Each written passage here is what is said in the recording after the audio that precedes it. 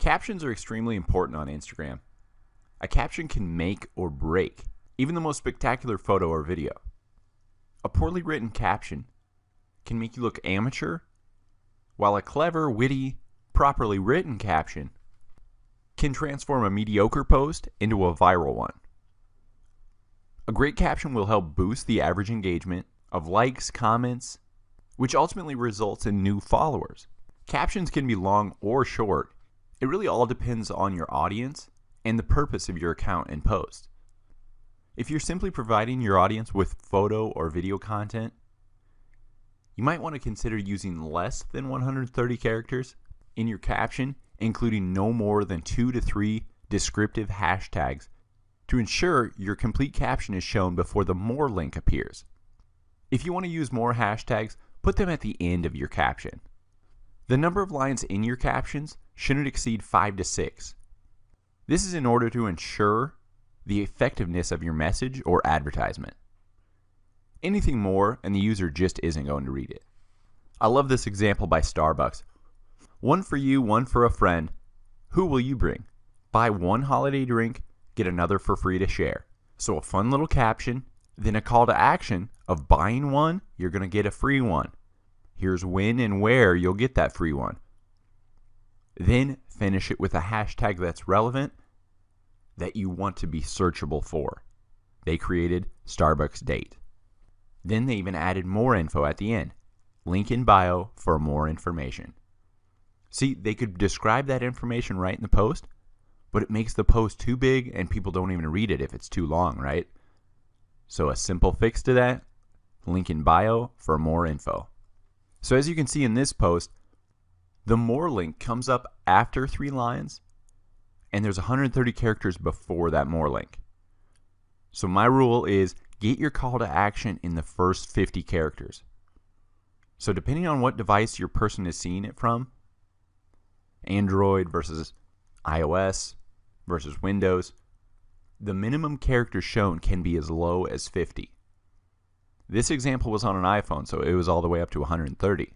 But depending on your device, it could be as low as 50. So that's why I like that call to action in the first 50 characters. So keep it clean and short, and use 1 to 2 emojis max. So for those great call to actions, here are some examples. I love to ask questions in my caption. Ask them what content they want to see, what product they like, what they like about this photo, and so on. If you're trying to grow your following, ask them, follow, @username, share, tag us in your photos, visit our website, click the link in our bio, tag us in your pics to get featured in our next post, include your hashtag in the comments, and tell them to post with that hashtag to win. And finally, I like to just ask people what I want. Look at this example on the right. Double tap your favorite flavor. It's kind of a swindle way to get a like, right? Ask for that like. Ask for that tag. Ask for a comment. If you ask a question, people are going to reply via a comment. By asking, you're increasing your engagement. The only time to go long with an Instagram caption is if you plan to share this to your Tumblr or other blogs. So since Instagram captions can go up to 2,000 characters, this is a cool and great idea to share right from your Instagram caption to your blog post. So for this screenshot on the right, you can see I selected Tumblr, and whatever I write in that caption will be shared to that Tumblr. So as you begin to search through Instagram accounts, you'll see some that actually act as a blog, and they post their full-blown articles in their caption area. But we always advise to change it up. One day post a short caption with one hashtag. Maybe the next day type out a full 2,000 character caption and use the max 30 hashtags throughout that article. And then make sure to share it to your Tumblr. So this is a win-win. We created an Instagram post and uploaded that content to our Tumblr or any other social media network, blog, and so on. So what is a hashtag?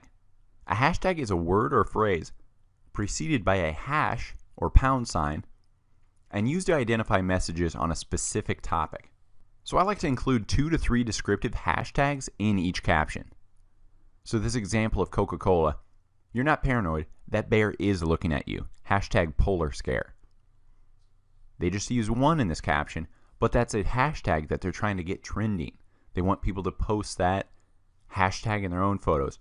Or if Coca-Cola has used that hashtag in the past, by clicking that hashtag, we can see all the posts that have been made under that hashtag.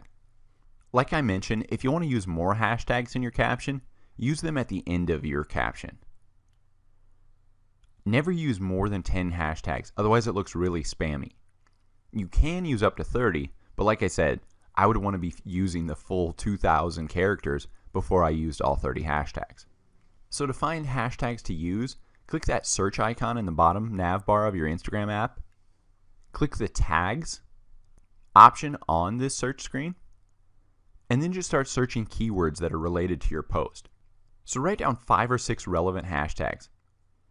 I like to get 3 big broad hashtags that are used in 1 million plus posts. So as an example, look at workout. Hashtag workout was used in 45 million posts. That's big, that's really broad. We might get some people on that, but there's so many people posting with that hashtag, our post will get buried pretty quickly under that hashtag when I click it and look at the other posts with that hashtag in it. So it's smart to go broad on one, but remember, you will get buried quickly under new posts under that hashtag, just because there's constant content coming out with that hashtag in place. So for the other 2 to 3 hashtags I search, I try to find ones that have under 10,000 posts. So I can really target in on my hashtag and find a niche hashtag possibly. So for my results with all our clients, I personally get 5 times more followers from the targeted or specific niche keywords. So these are hashtags with 1,000 to 50,000 total posts hashtagged. So using hashtags to target specific niche keywords or descriptive keywords that fit your content, your brand, your competitors' keywords is very effective. But remember that using a competitor's hashtag is free branding for them. So it's a double-edged sword to say the least. So while I want to claim Nike's traffic if I'm selling athletic shoes, by putting hashtag Nike, I'm just giving them a free plug. So it's probably better to use hashtag athletic shoes, hashtag running shoes. So my rule of thumb is to include 1 or 2 hashtags in the first 50 characters. Then the remaining hashtags I place at the end of the caption. So those will appear under the more expanded caption link option, not within my first 50 characters. So again, stock your competition. See what gets them the most likes and mimic their wording as you begin to really build your content. These big brands have teams of people running their social media accounts. So mimic what they're doing as you begin to build your brand. Some of those large, highly used hashtags include hashtag love. There's over 500 million posts on Instagram that use the word hashtag love. So those are some of those big ones I'm talking about. If we hashtag that, within minutes, we'll be thousands deep by other posts that have used that hashtag already.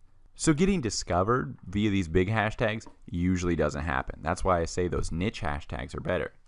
So I'll use at least 3 highly used hashtags, possibly 1 from this list, but it's the 3 with laser focus to my specific topic that get me the results, that get me the followers, that get me the comments and likes, because those are specifically targeted hashtags. So as an example, if I posted a chocolate cupcake, a popular tag I would use would be hashtag instafood. Then a niche keyword I would use is hashtag chocolate cupcake. So as you can see, instafood has 46 million plus posts with that hashtag. For hashtag chocolate cupcake, there's only 40,000 posts. So that's a lot more niche. Instafood, I'm going to be targeting just the broad people who want to see different recipes, different food items. But with the chocolate cupcake, I'm targeting really specific people that love chocolate cupcakes. So a great idea when starting any social media brand is to brand specific hashtags. So this includes hashtag your actual brand name, hashtag Insta, then the brand name, or hashtag your Instagram handle. This is a good idea because as you grow, you've established these hashtags already. Plus, this hashtag enables an easy way for your fans to hashtag you in their post. So when people search your hashtag in the future, they'll not only see your post, but what every fan of your brand has posted with your hashtag as well. A great way of getting your photos noticed is to tag other accounts in the photo you are posting.